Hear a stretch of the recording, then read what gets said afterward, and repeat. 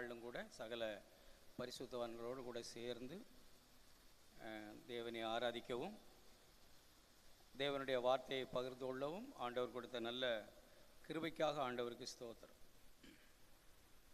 ஒரு வார்த்தையை நாம் வேதத்திலிருந்து வாசிக்கலாம். எசேக்கியேல் புஸ்தகம் 38ஆம் அதிகாரம்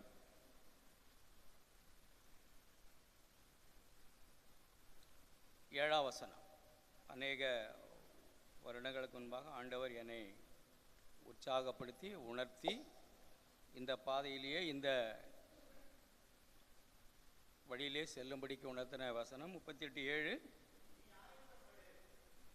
நீ ஆயத்தப்படு, உன்னுடனே கூடின எல்லா கூட்டத்தையும் ஆயத்தப்படுத்து, நீ அவர்களுக்கு காவலாளனாயிரு. இது ஆண்டவருடைய பிள்ளைகளாக இருக்கிற நமக்கு ரொம்ப முக்கியமான வார்த்தை. நாம் ஆயத்தப்படணும். உங்களுக்கும் எனக்கும் இருக்கிற ஒரு அபாயம் அல்லது நாம் சில நேரங்களில் கடந்து போகிறது என்னென்னா, நான் எப்பவும் வேதத்தை வாசிக்கும் போதெல்லாம் பிறருக்காகவே வாசிக்க பழகி போனவர்கள், அல்லது ஒரு செய்தியை தயார் பண்ணி மற்றவர்களுக்கு பேசணுங்கிறதுக்காகவே வேதத்தை வாசித்து பழக்கப்பட்டு போனவர்கள். தேவனே என்னோடு பேசும், என்னை மாற்றும், என்னை உணர்த்தும், என் பாவத்தை எனக்கு காண்பியும், என்னுடைய குறைவை எனக்கு சொல்லும் என்று ஆண்டவருடைய வார்த்தையை நாம் வாசித்து நாம் ஆயத்தப்படாமல் போக முடியும். ஆயத்தப்படாமல் போகக்கூடியவர்கள் நாம். பேதுரு சொல்றது போல, தாங்களே கேட்டுக்கு அடிமைகளாயிருந்தும் பிறருக்கு சுயாதீனத்தை வாக்கு பண்ணுகிற ஒரு கூட்டத்தை பற்றி எவ்வளவோ தெளிவாய் பேதுரு அங்கே பேசுகிறதை நாம் பார்க்கிறோம். இங்கே வந்திருக்கிற பரிசுத்தவான்கள் அனைவரும் நாம் ஆயத்தப்படும். அதுதான் முதல்ல. அதுக்கு பிறகுதான் மற்ற எதுவுமே. அப்போஸ்தலனாகிய பவுல் 2 தீமோத்தேயு 2:21ஆம் வசனத்தில் ஒரு வார்த்தையை நமக்கு அவர் பேசுகிறதை நீங்கள் கவனிப்பீர்களானால், 2 தீமோத்தேயு 2ஆம் அதிகாரம் 21ஆவது வசனம். அங்கே அவர் பேசுகிற ஒரு வார்த்தையை பாருங்க. நமக்கு எல்லாருக்கும் தெரியும், நாம் இதெல்லாம் வேதத்தெல்லாம் நம்ம படித்தவர்கள் தான். அங்கே அப்போஸ்தலன் நமக்கு சொல்கிற ஆலோசனை, ஒருவன் இவைகளை விட்டு தன்னை சுத்திகரித்து கொண்டால் அவன் பரிசுத்தமாக்கப்பட்டதும் எஜமானுக்கு உபயோகமானதும் எந்த நற்கிரியைக்கும் ஆயத்தமாக்கப்பட்டதுமான கனத்துக்குரிய பாத்திரமாயிருக்கிறார். எந்த நற்கிரியைக்கும் நாம் நம்மை ஆயத்தமாக்கிக் கொள்ள வந்தவர்கள் தேவனிடத்தில்.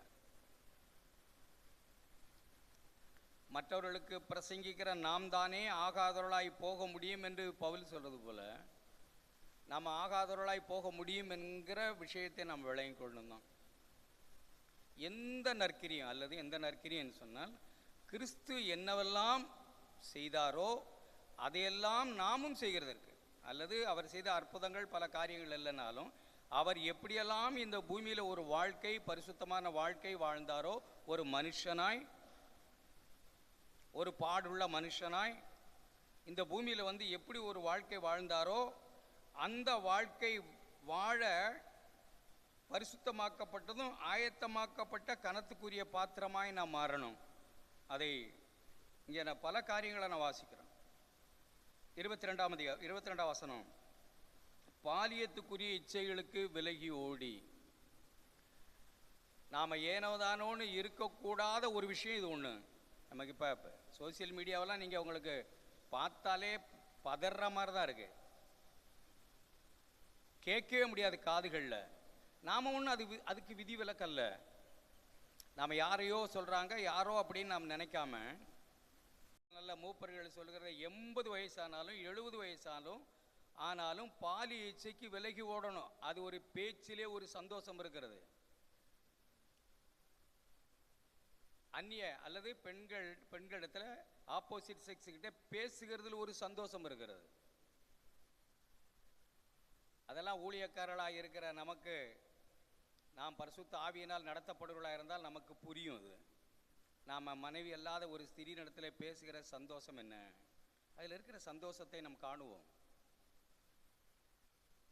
அதிகப்படியான பேச்சு, இது எல்லாவற்றையுமே இதெல்லாம் நாம் பால் எச்சிக்கு விலகி ஓடணுமேன்னு நமக்கு உணர்த்தணும். இன்னும் அவர் பேசும்போது பண ஆசைக்கு விலகி ஓடணும். 1 தீமோத்தேயு 6ஆம் அதிகாரத்தில் நம்ம அப்படி வாசிக்கிறோம். பரிசுத்தவான்களாகிய நீங்களும் நானும், ஆண்டவருடைய பிள்ளைகளான நானும் நீங்களும் உண்ணும் உடுக்கும் உண்டாயிருந்தால் போதும் என்ற நிலையில் வந்தவர்கள் தான். அப்படிதான் ஆண்டவரை விசுவாசித்து வந்தோம். ஆனால் அடுத்த 9ஆம் வசனம் எப்படி நடந்ததுன்னு தெரியல நமக்கு. அது ஐஸ்வர்யவனாக விரும்பி போனோம். 10ஆம் வசனம், இதனுடைய விளைவு பண ஆசை எல்லா தீமைக்கும் வேறாய் நம்முடைய வாழ்க்கையில் முளைத்து விட்டது. அநேக வேதனைகளினாலே நம்மை உருவி குத்தி கொள்ள நம்ம பார்க்கிறோமோ. ஆண்டவரே அப்படி வரல. நான் உண்ணும் உடுக்கும் உண்டாயிருந்தால் போதும் என்ற நிலையில் ஆரம்பித்த நான் இப்போ இந்த நிலைக்கு நான் போகக்கூடாது. பாலி இச்சைக்கு நான் விலகி ஓடணும். பண ஆசைக்கு விலகி ஓடணும். சுத்த இருதயத்தோடே கர்த்தரை தொழுது கொள்ளுகிற ஜனங்களுடனே தேவபக்தியும் அன்பையும் விசுவாசத்தை அடையும்படி நாடு. எனக்கு அப்படிப்பட்ட ஒரு அழைப்பு இருக்கு. ஆண்டவரே, சுத்த இருதயத்தோடே கர்த்தரை தொழுது கொள்ளுகிற ஜனங்களை நான் கண்டடைய வேண்டி இருக்கிறது. இது கடைசி காலமாக இருக்கிறது. ஜனங்கள் எங்கும் ஆராதனை, எங்கும் தொழுகை, ஆனாலும் சுத்த இருதயத்துடனே கர்த்தரை தொழுது கொள்கிற ஜனங்களை கண்டடைவது ரொம்ப சொற்பமாக இருக்கிறது. அப்படிப்பட்ட ஜனங்களை காண என் கண்ணை திறந்து விடணும். எபேசியர் புஸ்தகம் 3ஆம் அதிகாரம், நாம 1 தீமோத்தேயு 6 நான் வாசித்தமானால் முடிச்சு போயிடும். எல்லா தீமைக்கும் வேறாக இருக்குது. சிலர் அதை விச்சித்து அநேக வேதனைகளால் தங்களை உருவ குத்தி கொண்டிருக்கிறார்கள். நாம் ஊழியம் செய்கிறோம், தேவனுடைய மந்தையை மேற்கிறோம், முன்மாதிரிகளாக இருக்க ஆசைப்படுகிறோம். அப்படியெல்லாம் விருப்பப்பட்டு தான் இங்கே கூடி வந்திருக்கிறோம். ஏனோ தானோன்னு வாழணும்னு ஒருத்தர் கூட நீங்கள் இங்கே வந்திருக்க மாட்டீங்க.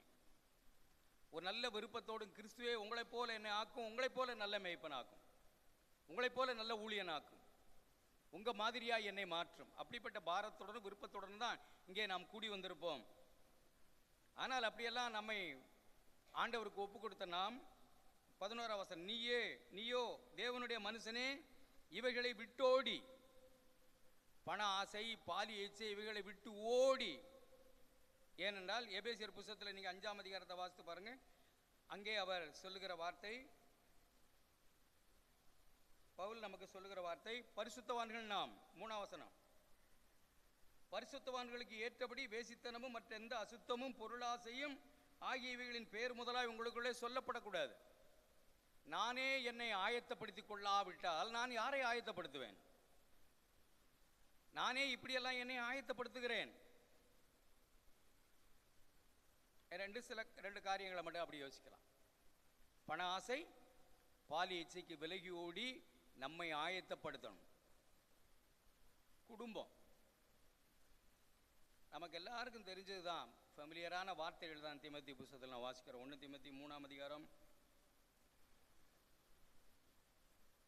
நம்மை நல்ல கண்காணிப்பை விரும்புகிற ஜனங்கள் அல்லது நல்ல வேலையை விரும்புகிற ஜனங்கள் தேவனுடைய பார்சத்திலிருந்து தேவனுடைய ஜனங்களை புல்லுள்ள இடங்களில் மேய்த்து அமர்ந்த தண்ணீர் அண்டையிலே நடத்த விருப்பம் கொண்டு ஆண்டவருடைய வேலைக்கென்று நம்மை ஒப்பு கொடுத்த மக்கள். அப்படி விரும்புகிற மக்களாக இருந்தால் 3ஆம் அதிகாரம் 1 வசனத்தில் அப்படி நம்ம வாசிக்கிறோம். அப்படிப்பட்டவர்கள் 4ஆம் வசனம், மேலே சொன்ன வசனங்கள்லாம் நாம் இருக்க மாட்டோம்னு நினைக்கிறேன். மதுபான பிரியராக இப்படியெல்லாம் நாம் இருக்க மாட்டோம். ஆனால் சொந்த குடும்பத்தை நன்றாய் நடத்துகிறவனும், சொந்த குடும்பத்தின் மேல் நமக்கு அக்கறை இருக்காது. நீங்களும் நம்ம யாராக இருந்தாலும் சரி, உங்கள் மனைவியை கேட்டு பாருங்கள் நான் யாருன்னு. அது போதும். அவங்க என்ன சொல்கிறாங்கங்கிறதா முக்கியம். யார் சபையில் என்ன சொல்கிறாங்க, மற்றவங்க என்ன பேசுகிறாங்கிறதெல்லாம் முக்கியம் இல்லை நமக்கு. மனைவி என்ன சொல்லுவாங்க, நம்முடைய வளர்ச்சியை பற்றி, நம்முடைய ஆவிக்குரிய சிந்தையை பற்றி, வாழ்க்கையை பற்றி, அன்பை பற்றி, இரக்கத்தை பற்றி, தயவை பற்றி அவங்க என்ன புரிஞ்சு வச்சுருக்காங்க நம்மளை பற்றி. ஊழியர்களாக இருக்கிற நமக்கு மற்றவங்க மேலே நிறைய கர்சனை தோன்றது போல தோணும். ஆனால் மனைவி என்ன கெஞ்சுறாங்கன்னு தெரியுதா நமக்கு? அவங்ககிட்ட எல்லாம் அவ்வளவு கரிசனையாக இறக்கமாக பேசுகிறீங்கல்ல, எனக்கிட்ட கொஞ்சம் இறக்கமாக அன்பாக பேசுங்களேன். அப்படி காதில் விழுதா உங்களுக்கு?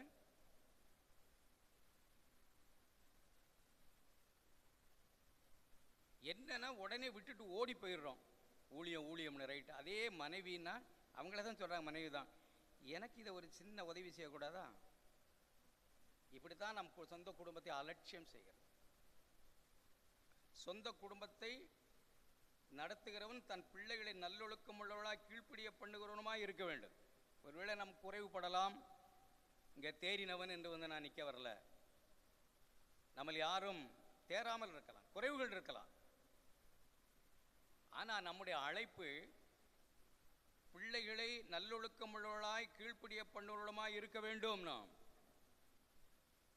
நம்ம பிள்ளைகளையே சத்தியத்தில் நடத்த முடியாதவர்கள் பிறர் பிள்ளைகளை சத்தியத்தில் நடத்தி விடுவோம் என்று நாம் நினைக்கிறது. இங்கே எழுதியிருக்கு, இருமாப்பு கொண்ட வாழ்க்கை, துணிகரம் கொண்ட வாழ்க்கை, பிசாசு அடைந்த ஆக்கினையிலே விழாதபடிக்கு நூதன சீசனாக இருக்கக்கூடாது. சில நேரங்களில் நாம் நூதன சீசர்களாக இருக்க பார்க்குறோம். சொந்த குடும்பத்தில் எதுவுமே காரியங்கள் நடக்காது, ஆனால் வெளியில் பெரிய காரியங்களாய் நினைக்கிறது போல நம்மளை பிசாசான தூண்டிவிட பார்க்குறான். முதல்ல நம்முடைய சொந்த குடும்பத்தை நன்றாய், பிள்ளைகளை நன்றாய் விசாரிக்க நாம் எல்லாரும் அது பழக வேண்டியவர்களாக இருக்கிறோம், கற்றுக்கொள்ள வேண்டியவர்களாக இருக்கிறோம். கிறிஸ்து தன்னுடைய பிள்ளைகளை எப்படி நடத்தினார்? கிறிஸ்து தன்னுடைய 12 பிள்ளைகளிடத்தில் எப்படி நடந்தார்? அவர் எப்படி சம்பாதிச்சு, எப்படி அவர்களோட பேசி, எப்படி நடந்தார்? எப்படியெல்லாம் அவர்களை உற்சாகப்படுத்தினார்? கொஞ்ச நேரத்தில் நீங்கள் பார்த்தீங்கன்னா 13ஆம் அதிகாரம் யோவான் நினைக்கிறேன், கொஞ்ச நேரத்தில் அவர்கள் எல்லாம் மறுதளித்து சத்தியம் பண்ணி சபிக்க தொடங்கி காட்டி கொடுத்து பயந்து ஓடி போகிற நிலை. அப்படிப்பட்ட சீசரிடத்தில் அவர் பேசும்போது, சோதனையில் என்னோட கூட இருந்தவர்கள், எனக்கு நேரிட்ட சோதனையில் என்னோட கூட இருந்தவர்கள் நீங்கள் தானே. அவர்களை கால்களை கழுவி, அவர்களை திருத்த வேண்டிய நேரத்தில் திருத்தி, உற்சாகப்படுத்த வேண்டிய நேரத்தில் உற்சாகப்படுத்தி, அப்பால போ சாத்தானேன்னு சொல்ல வேண்டியிருந்தால் அதையும் சொல்லி, இப்படியெல்லாம் நடத்த நாம் அழைக்கப்பட்டிருக்கிறோம் எல்லாரும். நாம் ஒருவன் தன் சொந்த குடும்பத்தை நடத்த அறியாதிருந்தால் தேவனுடைய சபையை எப்படி நடத்துவான்? இப்போ நமக்கு ஒரு இருமாப்பு எப்படி வருது அப்படின்னா, சொந்த குடும்பத்திலே நாம் நடத்த நமக்கு எதுவுமே ஒரு தேவனிடத்திலிருந்து கிருபையும் அறிவும் தெளிவும் இல்லாத போது சபையை நடத்த நம்ம முற்படுகிறோம் பாருங்க. நீங்கள் அப்படி இருக்கிறீங்கன்னு சொல்லலை. அப்படி நாம் முற்படும் போது நூதனமாய் நாம் மாறுகிறோம். அடுத்த வசனமே அப்படித்தான் எழுதியிருக்கு. அதனால் நாம் இந்த விஷயத்திலும் நம்முடைய கவனத்தை நாம் அக்கறையாய் செலுத்தணும். பிரியமானவர்களே, அக்கறையாய் செலுத்தணும். நம்ம ஆயத்தப்படணும்னு நான் யோசித்த போது, நான் சொன்ன மாதிரி எப்போவுமே மற்றவருடைய குறைகளையே நம்முடைய கண்களில் அதிகமாய் பார்க்கிறவர்கள். நாம் ஒரு சபையை மேய்க்கிறோம், சபையை நடத்துகிறோம். அநேக நேரங்களில் பிறருடைய தவறுகள் நமக்கு தெரிய வாய்ப்புகள் அதிகம் உண்டு. ஏசாயா தீர்க்க தரிசன புஸ்தகம் 6ஆம் அதிகாரம், நீங்கள் 5, 4, 5 குறிப்பாக 5ஆம் அதிகாரம் நாம் வாசித்தால் ஏசாயா பேசுகிற எத்தனையோ வார்த்தைகள் நமக்கு தெரியும். ஐயோ ஐயோ ஐயோ. யாருக்கு? மற்றவங்களுக்கு. மற்றவர்களுக்கெல்லாம் ஐயோ ஐயோ ஐயோன்னு பிரசங்கிட்டே இருந்த ஏசாயா தீர்க்கதரிசி. ஆனால் அந்த தீர்க்கதரிசி 6ஆம் அதிகாரம் முதல் வசனத்திலிருந்து வாசிக்கிறேன். உசியா ராஜா மரணமடைந்த வருஷத்தில் ஆண்டவர் உயரமும் உன்னதமான சிங்காசனத்தின் மேல் வீற்றிருக்கிறதை கண்டேன். அவருடைய வஸ்திர தொங்கலால் தேவாலயம் நிறைந்திருந்தது. காரியங்கள் நமக்கு எல்லாருக்கும் தெரிஞ்ச விஷயம்தான், நம்ம படிக்கணும்னு அவசியம் இல்லை. சேராபீன்கள் அவர்கள் செட்டைகளால் தங்களை மூடி, கால்களை மூடி, முகத்தை மூடி, 2 செட்டையால் பறந்து கொண்டு தேவனாகிய கர்த்தர் எப்படி எழுதியிருக்குன்னா 3ஆம் வசனம், ஒருவரை ஒருவர் நோக்கி சேனைகளின் கர்த்தர் பரிசுத்தர் பரிசுத்தர் பூமி அனைத்தும் அவருடைய மையாய் நிறைந்திருக்கிறது என்று கூப்பிட்டு சொன்னார்கள். ஒருவரோடு ஒருவர், தேவனோடு கூட பார்த்து கூட இல்லை. அவ்வளவு பெரிய பரிசுத்த தேவன், தேவ தூதர்கள் கூட பார்க்க முடியாத அளவுக்கு கண் கூசி போகிற அந்த அளவுக்கு பரிசுத்தமுள்ள ஒரு தெய்வத்தை தேவதூதர்கள் நேரடியா பார்த்து கூட சொல்ல முடியாம ஒருவரோடு ஒருவர் தேவனாகிய கர்த்தர் பரிசுத்தர் பரிசுத்தர் அவர்கள் சொல்லிக் கொண்டிருந்ததை 4ஆம் வசனம், கூப்பிடலின் சத்தத்தால் வாசல் நிலைகள் அசைந்து ஆலயம் புகையினால் நிறைந்தது. ஏசாயா ஒரு காட்சியை காண்கிறார். அங்க இவ்வளவு பெரிய மகா பரிசுத்த தேவனை காண்கிறார். அப்பொழுது நான் ஐயோ அதமானேன். இதுவரை என்ன, இதுக்கு முன்னாடி என்ன, எல்லாருக்கும் ஐயோ ஐயோ ஐயோ. நாம் ஆயத்தப்படுறதுன்னு சொன்னா தேவனை சந்தித்தால் ஒழிய நம்முடைய பாவம் நமக்கு புரியாது. மெய்யாவே தேவனுடைய பரிசுத்தத்தை, அவருடைய மகிமையை நாம் காணாத வரையில் நம்ம பாவின்னு நம்ம உணரவே மாட்டோம். எல்லாரும் பார்க்கணும். குறிப்பாய் நாம் தேவனுடைய ஊழியத்தை செய்கிறோம்னு சொன்னா நாம் தேவனுடைய பரிசுத்தத்தை நம்ம கண்டால் ஒழிய நம்முடைய பாவம் நமக்கு உணராது, வராது, தெரியாது. அதமானேன், நான் அசுத்த உதடுள்ள, இதே உதடுல தானே சுவிசேஷத்தை பேசிக்கிட்டே இருந்தாரு. உங்களுக்கு ஐயோ உங்களுக்கு ஐயோ உங்களுக்கு ஐயோன்னு சொல்லிக்கிட்டு இருந்தாரு. இப்ப எப்படி இது அசுத்த உதடுன்னு அவர் கண்டார்? அதுதான் தேவனுடைய பரிசுத்தத்தை அவர் பார்த்த விதம், தேவனை பார்த்த விதம். அசுத்த உதடுள்ள மனுஷன் அசுத்த உதடுள்ள ஜனங்களின் நடுவில் வாசமாயிருக்கிறவன். நானும் அசுத்த உதடுள்ள மனுஷன், அசுத்த உதடுள்ள ஜனங்கள் மத்தியில் தான் நானும் இருக்கிறேன். அவங்கள ஐயோ ஐயோன்னு சொல்றதுல அர்த்தம் இல்லை. சேனைகளின் கர்த்தராகிய ராஜாவை என் கண்கள் கண்டதே என்று சொன்ன தேவனுடைய பரிசுத்தத்தை கிறிஸ்துவிலே நாமும் அப்படி பார்க்கணும். அந்த பரிசுத்தத்தை நாமும் பார்த்தா நாம் பிறருக்கு ஐயோங்கிறத நிறுத்தி நமக்கு ஐயோன்னு ஆவோம். நமக்கு ஐயோன்னு நம்ம மாறுகிறதா நம்ம ஆயத்தப்படுகிறது. உண்மையாவே ஆயத்தப்படுகிற மனுஷன் யார்? தேவனை சந்திக்க ஆயத்தப்படுகிற மனுஷன் யார்? தன்னை தேவனுக்கு முன்பாக ஐயோ நான் நீசன், நிர்பந்தமான மனுஷன், நான் யார் என்னை இந்த மரண சரீரத்தை விடுதலையாக்குவார்? நன்மை செய்ய விரும்புகிற என்னிடத்துல தீமை இருக்கிறதே, தேவனே என்னை விடுவியும். நீர் எவ்வளோ பரிசுத்தர், சேரக்கூடாத ஒளி, அவரில் எவ்வளவேன்னு இருள் இல்லையோ இல்லை. ஐயோ என்று சொல்லி ஒரு மனுஷன் தேவனை பார்க்கும்போது கண்டதே என்றான். இந்த ஏசாயா தீர்க்கதரிசி தான் அதிகமான தீர்க்க தரிசனங்களை ஆண்டவருடைய பிறப்பை பற்றி பேசின மனுஷன். இப்படி அடுத்த வசனத்தை பாருங்க. அப்போது சேராபன்களில் ஒருவன் பலிபீடத்திலிருந்து தன் கையிலே பிடித்த ஒரு குரட்டால் ஒரு நெருப்பு தடலை எடுத்து என்னிடத்தில் பறந்து வந்து அதனாலே என் வாயை தொட்டு இது உன் உதடுகளை தொட்டதினால் அக்கிரமம் நீங்கி உன் பாவம் நிவர்த்தியானது என்றான். அடுத்த வார்த்தை என்ன எழுதியிருக்குன்னா, யாரை அனுப்புவேன் நான் போவேன் ஆயிட்டார். பல நாள் பிறரை ஐயோ ஐயோ என்று சொல்லிக் கொண்டிருந்த மனுஷன் தேவனுடைய மகிமையை, பரிசுத்தத்தை, கிறிஸ்துவின் மகிமையை, இந்த அதிகாரத்தையும் யோவான் 12ஆம் அதிகாரத்தையும் வாசித்து பாருங்க, ரெண்டும் நமக்கு புரியும் அது யாருன்னு. இங்கே காண்கிற ஏசாயா பார்க்கிறவர் யாருன்னு நமக்கு தெரியும். அப்படி தொட்டதுனாலே 7ஆம் அதிகாரம் 14ஆம் வசனத்தில் நீங்கள் வாசித்தீங்கன்னா தீர்க்கதரிசனம் எப்படி சொல்றார் பாருங்க. அவர் இவ்வளவு நாளா ஐயோ ஐயோன்னு பிறரை சொல்லி கொண்டிருந்தவர், அவர் தேவனுடைய பரிசுத்தத்தை தன் வாழ்க்கையில பார்த்து தன்னை அசுத்தன் என்று ஒத்துக்கொண்டு தன்னை தேவனுக்கென்று ஆயத்தப்படுத்தி இந்த சுவிசேஷத்தை சொல்ல தன்னை ஆயத்தப்படுத்தி கொண்டு அக்கினியினால் தொடப்பட்டு நாவு சுத்தமாகி இப்ப அவர் பேசுகிற வார்த்தையை பாருங்க. 14, ஆதலால் ஆண்டவர் தாமே உங்களுக்கு ஒரு அடையாளத்தை கொடுப்பார். இதோ ஒரு கன்னிகை கற்பவதியாகி ஒரு குமாரனை பெறுவாள், அவருக்கு இம்மானுவேல் என்று பெயரிடுவாயாக. 9ஆம் அதிகாரத்தில் பார்த்தீங்கன்னா நமக்கு ஒரு பாலகன் பிறந்தார், நமக்கு ஒரு குமாரன் கொடுக்கப்பட்டார். 40 அதிகாரம் வரைக்கும் ஏசாயா 40 அதிகாரத்துக்கு முன்னாடி எல்லாமே பழைய ஏற்பாடாய் தெரியும் நமக்கு. 40ஆம் அதிகாரத்துக்கு அந்த பக்கம் எல்லாம் படிச்சேன்னு எல்லாம் புதிய ஏற்பாட்டு வெளிச்சத்தில் இருக்கும். 53ஆம் அதிகாரம் என்ன நமக்கு எல்லாருக்கும் தெரியும்.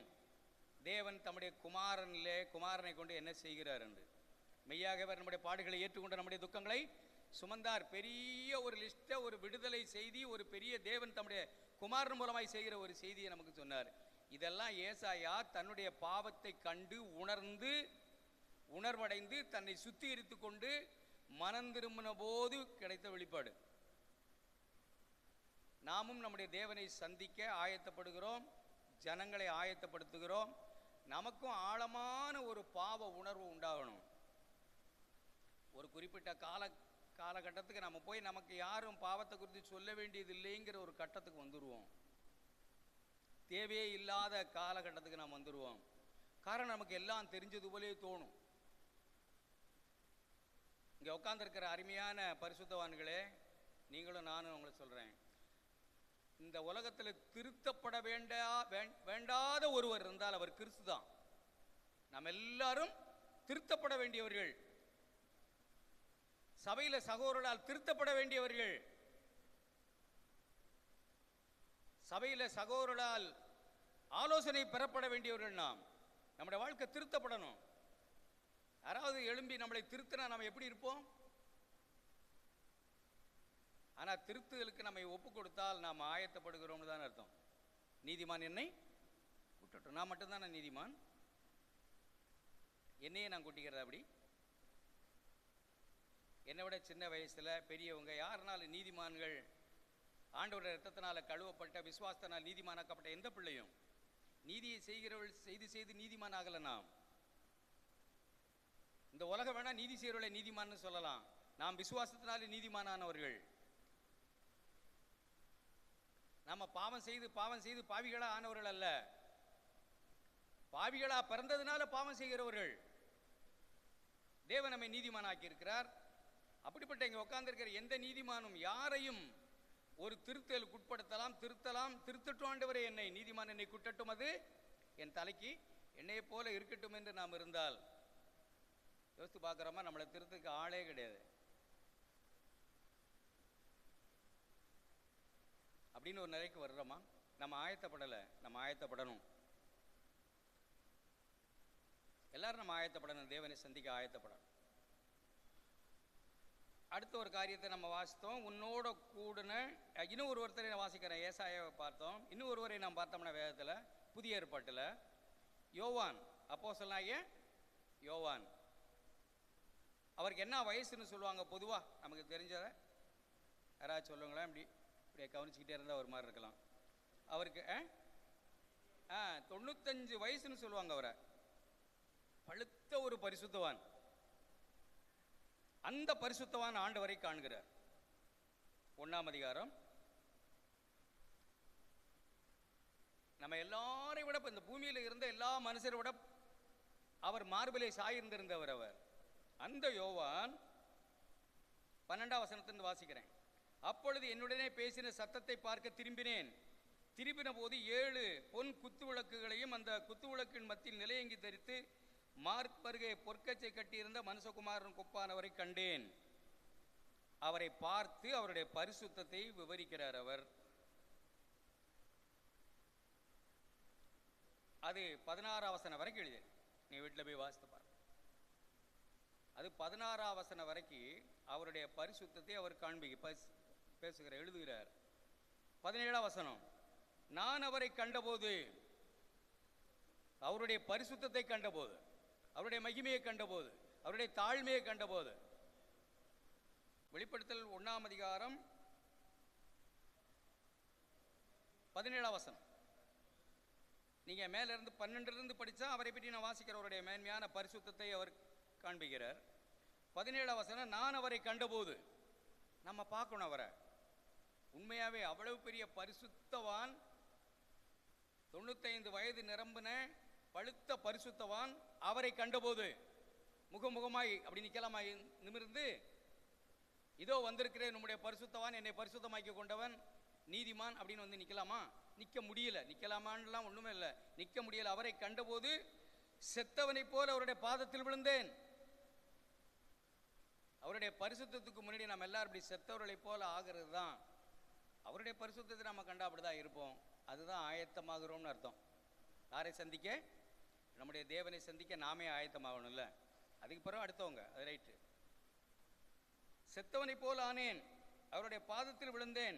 அப்பொழுது அவர் தம்முடைய வலது கரத்தை என்மேல் வைத்து என்னை நோக்கி, பயப்படாதே, நீ என்னை எவ்வளவு பரிசுத்தம் உள்ளவராய், எவ்வளவு தாழ்மை உள்ளவராய், சேரக்கூடாத ஒளியாய் நீர் பார்த்தாலும் நீ பயப்படாத, நான் இருக்கிறபடியே நீ அங்கே நிற்ப. இப்ப பத்மதீவில் இருக்கிறாரு. ஒரு நாள் அவர் தேவனுக்கு முன்பாக 1 யோவான் 3 எப்படி எழுதியிருக்கு, இப்பொழுது தேவனுடைய பிள்ளைகளாயிருக்கிறோம், இனி எப்படி இருப்போம் என்று அறியோம். ஆகிலும் அவர் வெளிப்படும் போது அவருக்கு ஒப்பாகவே அவரை தரிசிப்போம்னா, அவரை மாதிரியே இருப்போம் நாம். இப்ப யோவான் விழுந்த மாதிரி நம்ம விழ போறதில்ல, ஏசாயா அப்படி எழுந்த போர் இருக்க போறதில்லை. நாம் அவர் அப்படியே தரிசிப்போம், மயக்கம் போட்டு நம்ம விழமாட்டோம். ஏன்னா அவரை போலேயே ஒரு மகிமை அடைந்தவர்களாய் தேவன் நம்மை கொண்டு போய் நிறுத்தி இருப்பார். நாம் அவரை பார்த்து அவருடைய பாதத்திலிருந்து அவரை ஸ்தோத்திரிப்போம், வணங்கோ நீரே பாத்திரர் என்று நாம் சொல்லுவோம். அதை இங்கேயே நம்ம பார்க்கணும், அங்கே பார்ப்போம், அது உண்மை. அல்லேலூயா, இங்கே பார்ப்போம், அவரை சந்திப்போம். ஆனால் இந்த பூமியிலேயே நாம் செத்தவர்களைப் போல அவருடைய பரிசுத்தத்தை கண்டு செத்தவர்களைப் போல நம்ம பரிசுத்தங்களை காணுகிறோமா? அது நம்ம ஆயத்தமாகிறோம்னு தான் அடையாளம். இல்லைனா நாம் எதையோ பேசிக்கொண்டு பிதட்டி கொண்டிருக்கிறோம்னு தான் அர்த்தம். நாம் அவரை கண்டு நம்மளை கழுவி சுத்திகரித்து கொண்டு அவருடைய குமாரனுக்கு ஒப்பான சாயலை நாம் அடையும்படிக்கு நம்மை சுத்திகரித்து கொண்டு நாம் போகிறோம்னா நம்ம ஆயத்தமாகி கொண்டிருக்கிறோம், ஆயத்தப்படுகிறோம். இனி நாம் எசேக்கியேல்ல நான் வாசித்தோம், உன்னோடு கூடின எல்லா கூட்டத்தையும் ஆயத்தப்படுது. அது நம்முடைய பெரிய வேலை. அப்படி யோசிச்சிருக்கீங்களா நீங்க? ஆயத்தப்படுத்துகிற வேலை, பிறகு ஆயத்தப்படுத்த தானே நம்ம இப்போ ஆயத்தமாகிறோம். ஆமென். நம்ம வேதத்தை படித்து கூடி ஜெபித்து, இப்போ நம்ம அந்நிய பாஷை பேசி ஜெபிச்சு பாடி, இதெல்லாம் எதுக்காக நம்ம பலனை பெறுகிறோம் நாம் நினைக்கிறோம்? பிறரை ஆயத்தப்படுத்த, நம்மோட கூடின கூட்டத்தை நம்ம ஆயத்தப்படுத்த.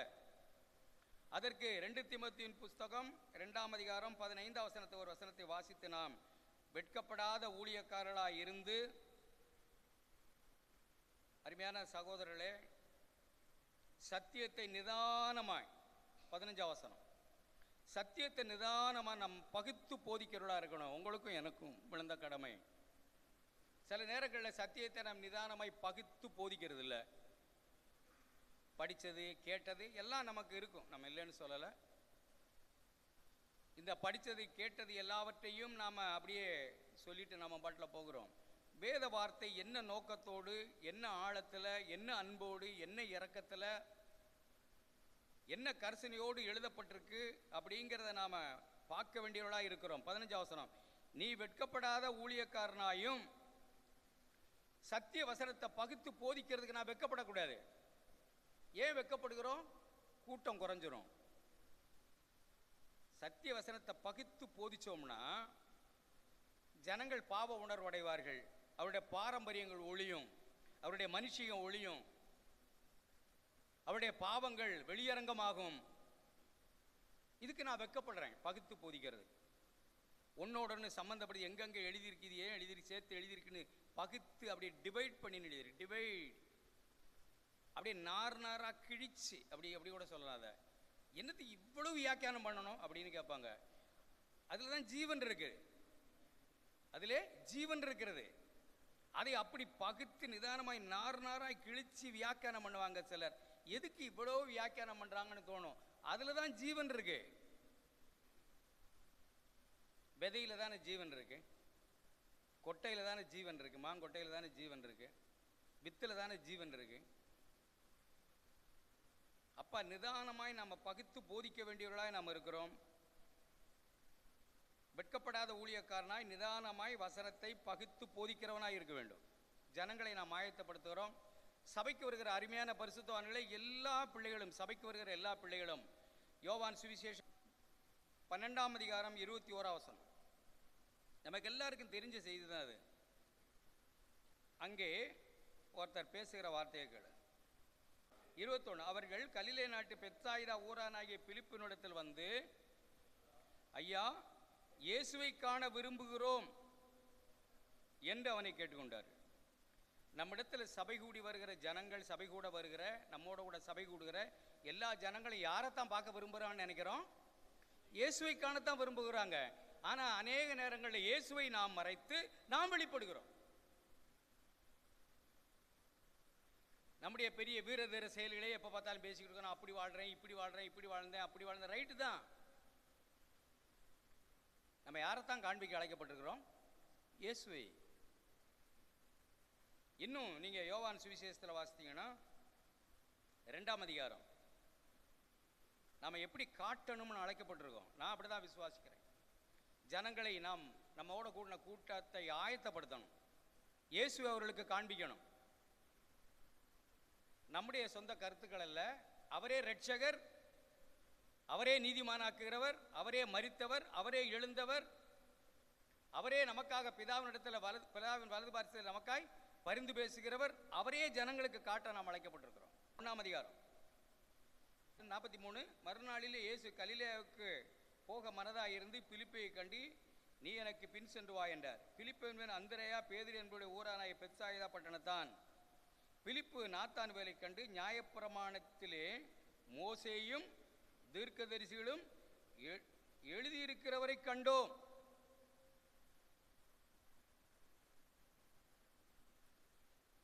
சில நேரங்களில் நான் இப்படி யோசிக்கிறேன். எப்போ பார்த்தாலும், நீங்கள் எப்படின்னு எனக்கு தெரில, உங்களை நான் தப்பு சொல்லலை, எப்போ பார்த்தாலும் தாவீது, ஆபிரகாம், யோசுவா, நம்முடைய பிரசங்கங்களில் அதிகமானது இயேசு இருக்காது. சில சபை கூடுதலில் ஒரு வார்த்தை கூட இயேசுனே சொல்லியிருக்க மாட்டாங்க.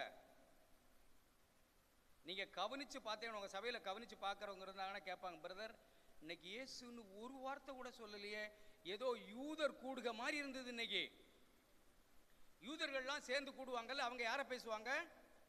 தாவீதை, ஆபிரகாமை, ஈசாக்கை. இன்னைக்கு நம்முடைய சபை கூடுதல் ஒரு யூத கூடார பண்டிகை, அந்த பண்டிகை மாதிரி ஒரு சபை கூடுதல் மாதிரி இருந்தது. இயேசுவையே சொல்லலையே. நாம் யாரைத்தான் காட்ட, ஜனங்களை ஆயத்தப்படுத்த வந்திருக்கிறோம்? நாம் யாரைத்தான் காட்ட அழைக்க வந்திருக்கிறோம்? நியாயப்பிரமாணத்திலும் தீர்க்கதரிசன புஸ்தகத்திலும் எழுதியிருக்கிறவரை. 1 தீமோத்தேயு புஸ்தகத்தில் ஒரு வார்த்தையை நீங்கள் வாசித்து பாருங்க.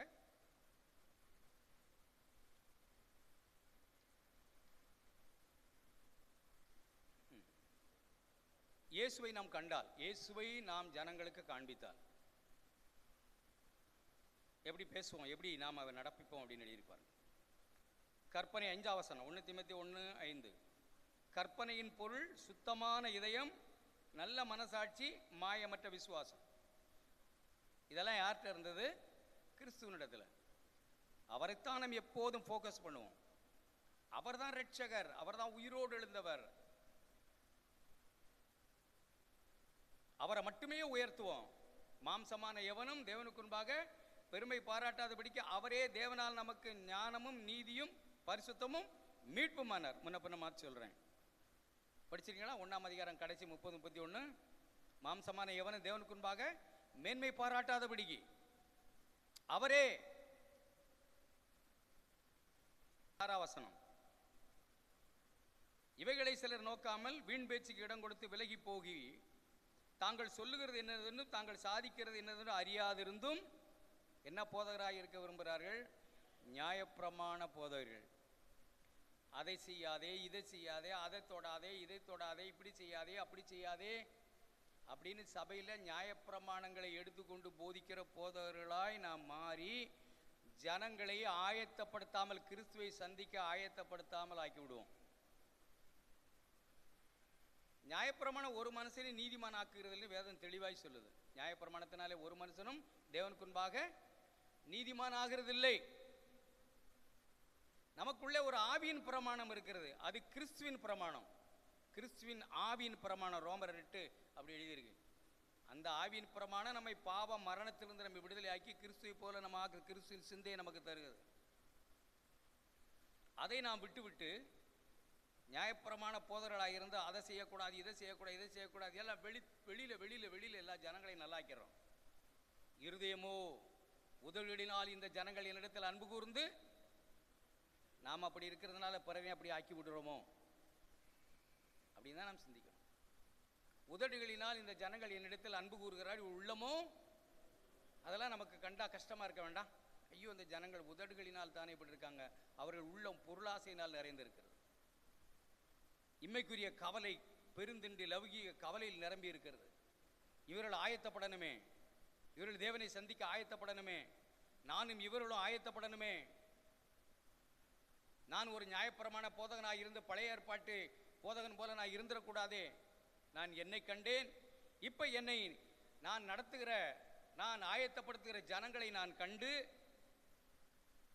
நியாயப்பிரமாணத்திலும் தீர்க்கதரிசியிலும் எழுதியிருக்கிறவரை நான் காண்பித்து, அவரை போல அவருடைய சாயலாய், அவருடைய குமாரனுடைய சாயலாய் ஒப்பாயிருப்பதற்கு நாம் அழைக்கப்பட்டோமே, நாம் முன்குறிக்கப்பட்டோமே. உலக தோற்றத்திற்கு முன்னே தேவன் நம்மை அழைத்தாரே. எபேசியர் எழுதியிருக்க அன்பிலே பரிசுத்தம் உள்ளவர்களும் குற்றமில்லாதவர்களாக இருப்பதற்கு அழைத்தாரே.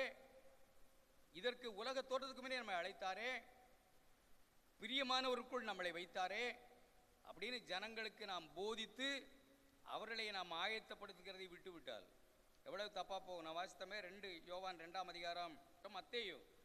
இன்னும் நான் வாசித்தோமானால் இன்னும் நிறைய நேரங்களில் இயேசுவை நாம் காண்பிக்க தடுமாறுறோங்க. இயேசு சபையில் பிரசங்கிக்கப்பட்டு விட்டால் சத்தியத்தை அறிவீர்கள், சத்தியம் உங்களை, யார் சத்தியம்? இயேசுவை, அவருடைய வாழ்க்கையை, அவருடைய பரிசுத்தத்தை, அவர் பிதா குமாரன் மூலமா என்னவெல்லாம் நமக்கு செய்திருக்கிறாரோ அதையே நாம் சபையில் பிரசங்கித்து விட்டால் ஜனங்கள் பாவத்திலிருந்து விடுதலை ஆயிடுவாங்க. நமக்கு பிரச்சனை அப்படி இருக்கக்கூடாது. ஜனங்கள் அடிமைகளாக இருக்க நாம் விரும்பக்கூடாது. இப்போ அரசாங்கங்கள்லாம் நீங்கள் பார்த்துருக்கீங்களா?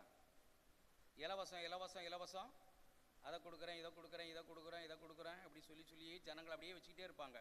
ஏன்? ஓட்டு போடணும்ல. ஜனங்கள் எப்போ பார்த்தாலும் ஒரு பாண்டேஜுக்குள்ளேயே நாம் இருக்க வச்சுருவோமா? அதுக்கு ஜெபம் பண்ணுங்க, இதுக்கு ஜெபம் பண்ணுங்க, இதுக்கு ஜெபம் பண்ணுங்க, இதுக்கு ஜெபம் பண்ணுங்க. இங்கே வாங்க பிரதர், நான் அப்படி நினைக்கிறேன், நீங்கள் தப்பாக புரிஞ்சக்கூடாது. இங்கே வாங்க பிரதர், உங்களுக்கும் எனக்கும் ஒரே தகப்பன், அப்பா பிதாவே என்று கூப்பிடுகிற புத்திர சுகாரத்தின் ஆவியை உங்களுக்கும் எனக்கும் தந்திருக்கிறார்.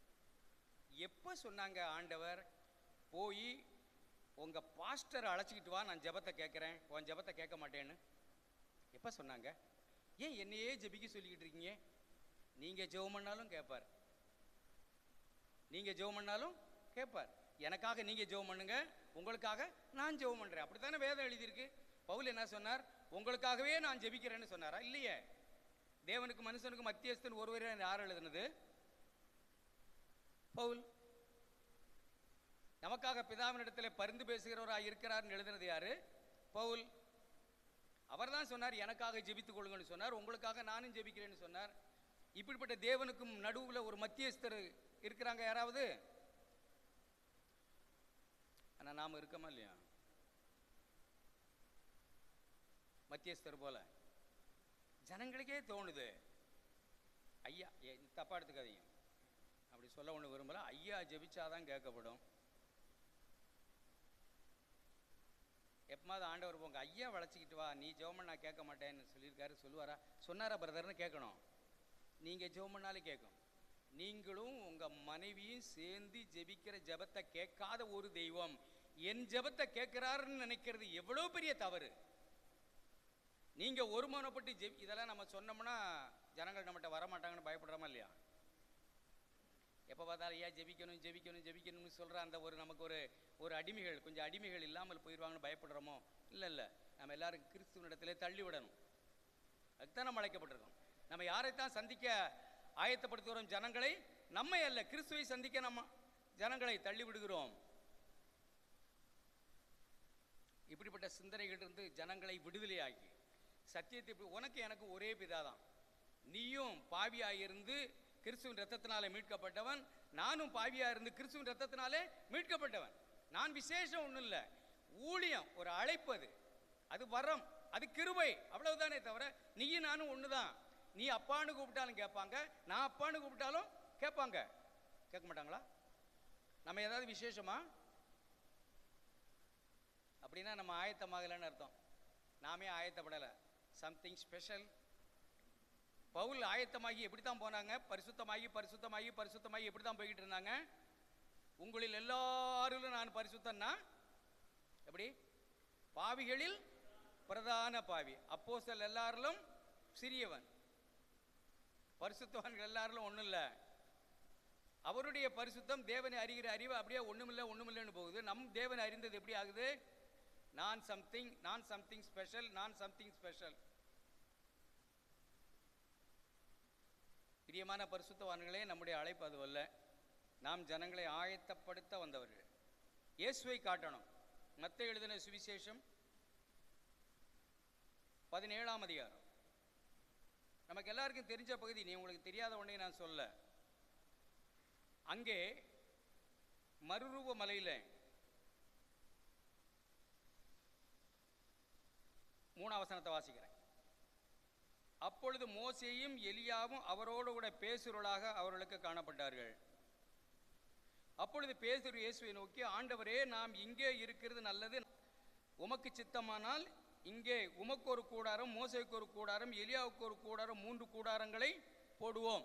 நமக்கு சம்பவங்கள்லாம் தெரியும். மோசேனா யாரு? நியாயப்பிரமாணம். எலியானா யாரு? தீர்க்கதரிசி. இந்த தீர்க்க தரிசனத்தையும் நியாயப்பிரமாணத்தையும் இயேசு இருக்கும் போதே பேதுரு பார்த்துட்டு கிடக்கிறார். நீங்க கவனிச்சு படிச்சு பாருங்க. பேதுரு யாரைத்தான் பார்க்கிறார்? மோசேயும் எலியாவையும். அங்க யார் இருக்கிறா? கிறிஸ்து இருக்கிறார். மாம்சத்தில் வெளிப்பட்ட தேவகுமாரனாகிய தேவன் அங்கே இருக்கிறார். அவரை காணக்கூடாதபடிக்கு நியாயப்பிரமாணமும் தீர்க்க தரிசனமும் அவர் கண்ணை மறைக்குது. அவன் பேசுகையில் 5ஆம் வசனம், இதோ ஒளியுள்ள ஒரு மேகம் அவர்கள் மேல் நிழலிட்டது. இவர் என்னுடைய நேசகுமாரன், இவரில் பிரியமாயிருக்கிறேன், இவருக்கு செவி கொடுங்கள். என்ற மேகத்திலிருந்து ஒரு சத்தம். யாருக்கு செவி கொடுங்கள்? மோசேக்கும் எலியாவுக்கும் அல்ல. நாம எப்ப பார்த்தாலும் ஒரு நியாயப்பிரமாண பிரசங்கிகளாய் அல்லது பழைய ஏற்பாட்டையே பேசுறவர்களாய் இருந்தால் நாம ஜனங்களை ஆயத்தப்படுத்தலன்னு தான் அர்த்தம். தயவு செய்து கேளுங்க. நாம் ஜனங்களை ஆண்டவருக்கென்று ஆயத்தப்படுத்தல, நாம் ஜனங்களை நமக்கென்று ஆயத்தப்படுத்துகிறோம். ஆனால் இங்கே பரத்திலிருந்து ஒரு சத்தம், இவருக்கு செவி கொடுங்கள் என்று மேகத்திலிருந்து ஒரு சத்தம் உண்டானது. யாருக்கு செவி கொடுங்கள்? மோசேக்கும் எலியாவுக்கும் அல்ல, இயேசுவுக்கு செவி கொடுங்கள். அடுத்த வசனம், சீசர்கள் அதை கேட்டு முகம் குப்புற விழுந்து மிகவும் பயந்தார்கள். அப்பொழுது இயேசு வந்து அவர்களை தொட்டு, எழுந்திருங்கள், பயப்படாதீங்கள். பயப்படாதீங்க, நான் தான் தேவன், நான் தான் ஆண்டவர், நான் தான் இரட்சகர். இவரெல்லாம் மனுஷர்கள், பயப்படாதீங்க. அவர்கள் தங்கள் கண்களை ஏறெடுத்து பார்க்கையில் இயேசுவை தவிர வேறு ஒருவரையும் காணவில்லை. இதுதான் நம்முடைய சபையில் இருக்கணும். இயேசுவை தவிர வேறு எவரு சபையில் காணப்படக்கூடாது. இப்படி ஜனங்களுக்கு நாம் இயேசுவின் பரிசுத்தத்தையும் நீதியும் அன்பையும் இரக்கத்தையும் சமாதானத்தையும் அவருடைய நல்ல மனசையும் அவர் நம்ம மேல் கொண்டிருக்கிற பரிவையும் அவருடைய நம்மை பரிசுத்தமாக்க அவர் எடுத்துக்கொண்ட தீர்மானங்களையும் அவர் எடுத்துக்கொண்ட முயற்சிகளையும் நாம் சதா காட்டிக்கிட்டே இருந்தோம்னா சத்தியத்தை அறிவீர்கள், சத்தியம் உங்களை விடுதலையாக்கு. சாவு பயம், தசமபாக பயம், காணிக்க பயம், ஏதாவது பிரச்சனைனா பாவ பயம், இதனாலதான் இது வந்திருக்குமோ இதனாலதான் இது வந்திருக்குமோ என்கிற பயம், எல்லா பயத்திலிருந்தும் இயேசுவை நம்ம காண்பித்தால் விடுதலை ஆகிடுவார் ஜனங்கள். இல்லையா? அப்படிப்பட்ட விடுதலையை தான் ஜனங்களை விடுதலையாக்கி ஆயத்தப்படுத்த வந்திருக்கிறோம். நம்மோட கூடின கூட்டத்தை நாம் ஆயத்தப்படுத்த வந்திருக்கிறோம். லூக்கா எழுதின சுவிசேஷம் உங்களுடைய ரெஃபரன்ஸுக்காக சொல்கிறேன். இதை சொல்லணுமேங்கிறதுக்காக அல்ல, எனக்கு தெரியுமேங்கிறதுக்காக அல்ல, ஆனால் இவைகளை நாம் வாசிக்க தவறிவிட்டோமோங்கிறதுக்காக. நமக்கு தெரியும், ஆண்டவர் உயிர் தெழுந்து எம்மா ஊருக்கு போனாரா, அங்கே 2 சீசர்கள் போனாங்களா, அவங்க பேர் சொல்லுங்க, யாராவது ஒரு பேர் சொல்லுங்க. கிளையப்பா. அப்படி அவர் போகும்போது இப்படி அவர் மீட்டு தருவார், இஸ்ரவேலை மீட்டு தருவார். இந்த சம்பவம் நடந்து 3 நாள் ஆச்சு, உங்களுக்கு என்ன தெரியலையா? யார்கிட்ட சொல்லிட்டு போகிறாங்க? இயேசுவோட தான் பேசிட்டு போகிறாங்க. அப்பொழுது அவர்களை நோக்கி, தீர்க்கதரிசிகள் சொன்ன யாவையும் விசுவாசிக்கிறதுக்கு புத்தி இல்லாத மந்த இருதயம் உள்ளவர்களே. தீர்க்கதரிசிகள் யாரை தான் சொன்னாங்க? அடுத்து சொல்றான் பாருங்க, கிறிஸ்து இவ்விதமாய் பாடுபடவும், எவ்விதமாய்? இது மாதிரி சிலுவை மரணத்தில் பாடுபடவும் தமது மகிமையில் பிரவேசிக்க வேண்டியது இல்லையா என்று சொல்லி மோசே முதலிய சகல தீர்க்கதரிசிகளும் எழுதின வேத வாக்கியங்கள் எல்லாவற்றையும் அல்ல, எல்லாவற்றிலும். இப்படி படிக்கிறீங்களா? பாருங்க, பைபிளை பாருங்க. மோசே முதலிய தீர்க்கதரிசிகள் எல்லாவற்றையும் அல்ல, எல்லாவற்றிலும் தம்மை குறித்து சொல்லியவைகளை அவர்களுக்கு விவரித்து காண்பித்தார். நம்ம எல்லாரும் படித்தவங்க எல்லாரும் நிறைய காரியங்களை வேதத்தை படிச்சிருப்போம். ஆதியாகமம் புஸ்தகத்திலிருந்து எல்லா தீர்க்க தரிசன புஸ்தகங்களும் இயேசு இருக்கிறாரா இல்லையா? இருக்காரா இல்லையா?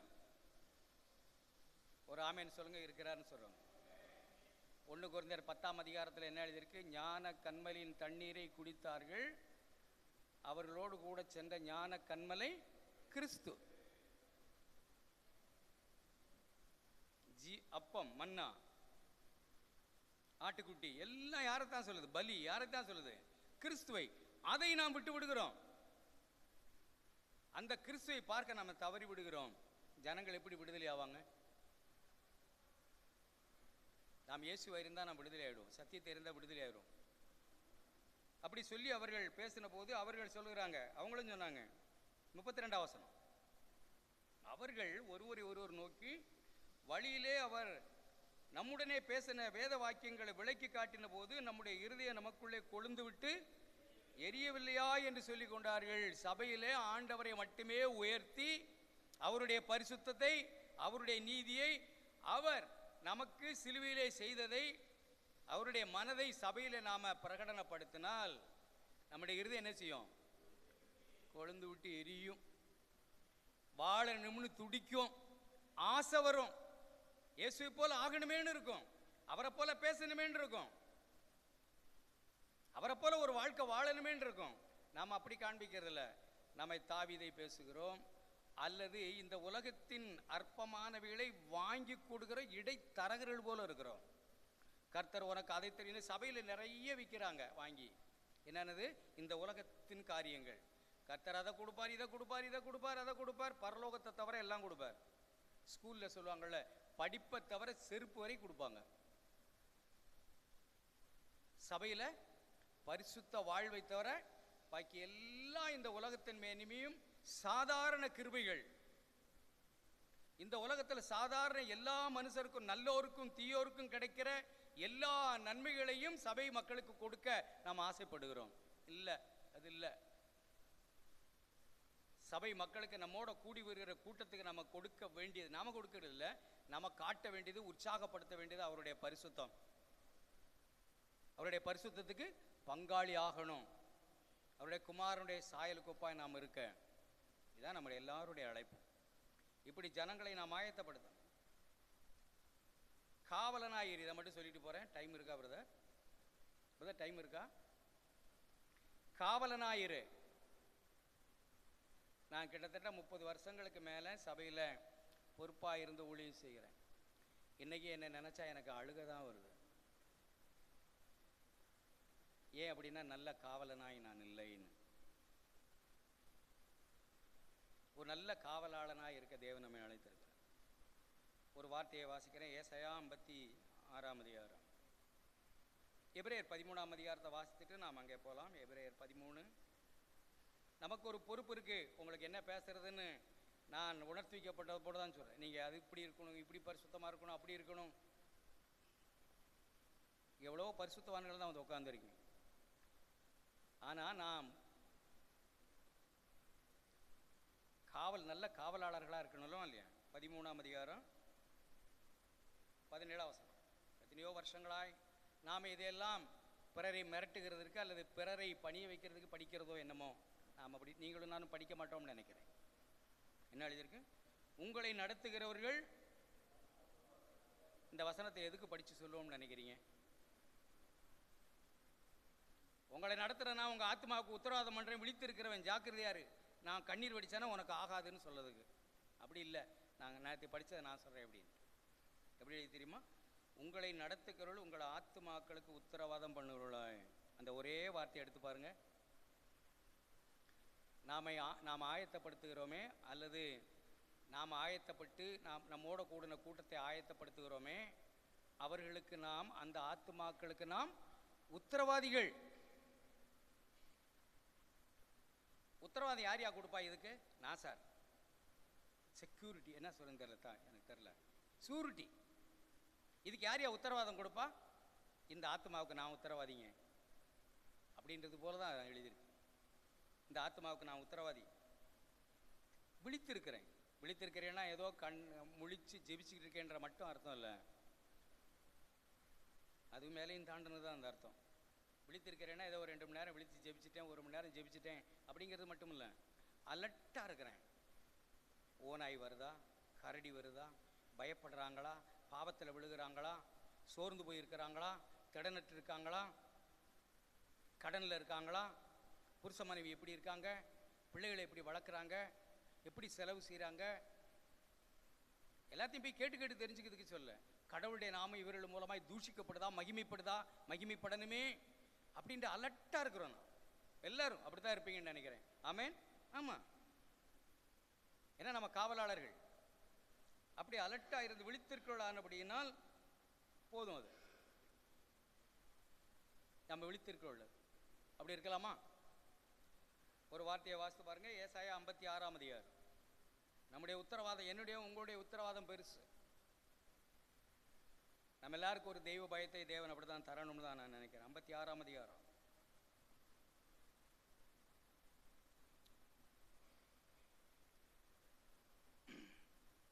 6ஆம் வசனத்திலிருந்து வாசிக்கிறேன். கர்த்தரை சேவிக்கவும், கர்த்தருடைய நாமத்தை நேசிக்கவும், அவருக்கு ஊழியக்காரராயிருக்கவும், அவரை சேர்ந்து ஓய்வு நாளை பரிசுத்த குலைச்சல் ஆக்காதபடி ஆசரித்து என் உடன்படிக்கையை பற்றி கொண்டிருக்கிற அந்நிய புத்திர அனைவரையும். ஏசாயா 56:7.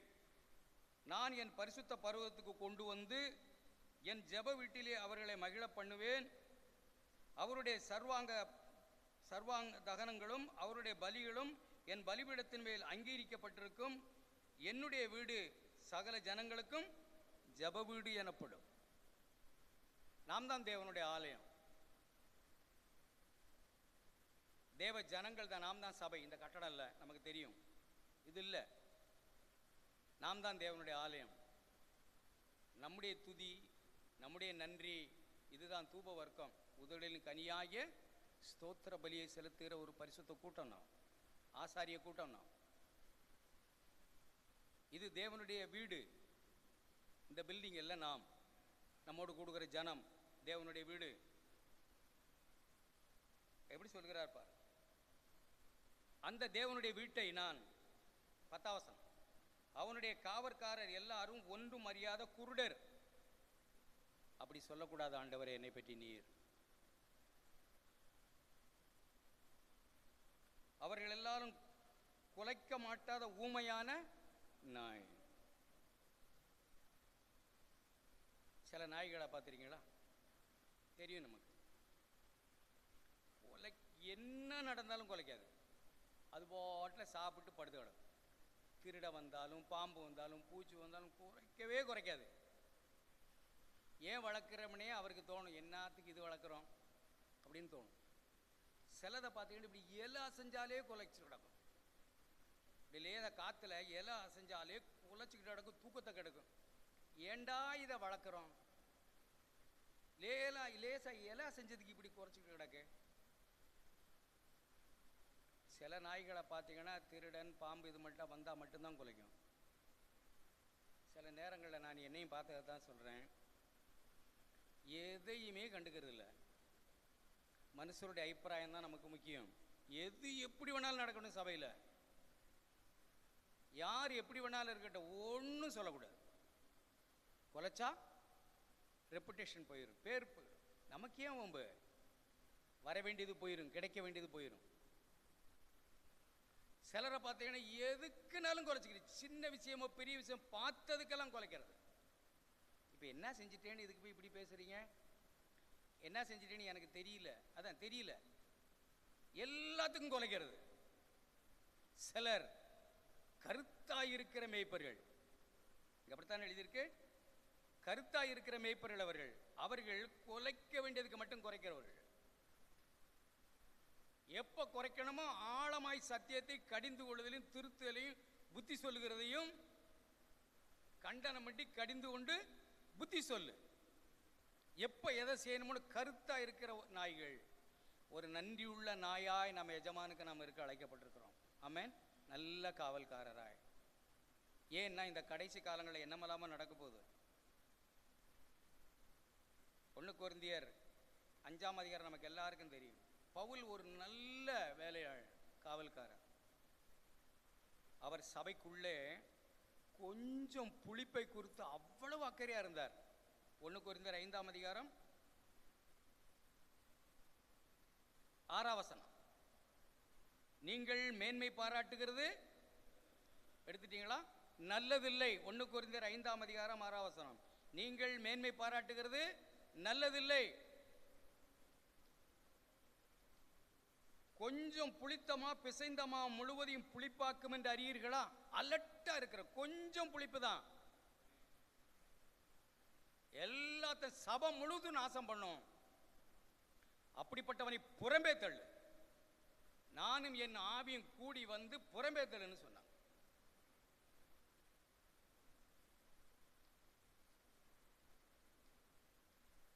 ஜாக்கிரதையா நம்ம இருக்கணும்.